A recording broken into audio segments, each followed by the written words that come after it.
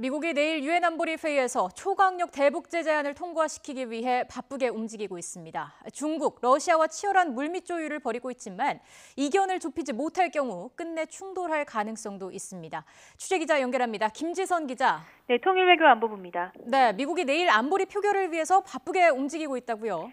네, 미국은 주말에도 초강력 대북 제재안을 놓고 중국, 러시아와 물밑 조율을 이어가고 있습니다. 하지만 중국과 러시아는 여전히 일부 안에 대해 거부감을 표시하는 것으로 전해졌습니다.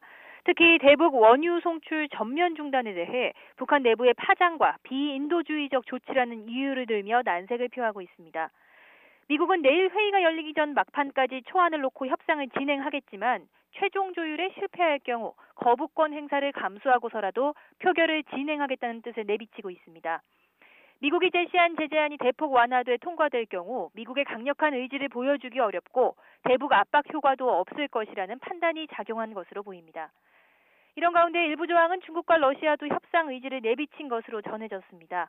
북한의 아킬레스건인 원유 송출 전면 중단이 아닌 축소선에서 합의가 이뤄질 수 있다는 관측이 나오고 있습니다. 북한은 원유를 대부분 중국과 러시아에서 수입하고 있는데 두 나라가 여기에 합의할 경우 주민 생활과 군대에도 치명적인 영향을 미칠 것으로 보입니다. 미국의 제재 결의 초안은 원유뿐만 아니라 석유 가공 제품 등의 공급과 반입을 전면 금지하고 있습니다. 또 북한의 외화 수입원인 노동자의 해외 송출을 금지하고 김정은과 여동생 김여정을 비롯해 정권 지도부 5명의 자산을 동결하는 내용도 포함됐습니다. 앞서 우리 외교부는 이번 대북 제재안에 북한 정권이 고통을 절감할 수 있는 강력하고도 실제적인 조치들이 포함돼야 한다는 입장을 밝혔습니다.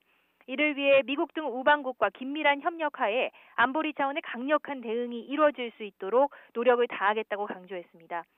만약 내일 회의에서 미국이 표결을 강행하고 중국과 러시아가 끝내 거부권을 행사한다면 외교적 파장과 함께 북핵 문제 해결을 위한 국제사회의 공조에도 차질이 불가피할 것으로 보입니다. 지금까지 통일외교안보부에서 YTN 김지선입니다.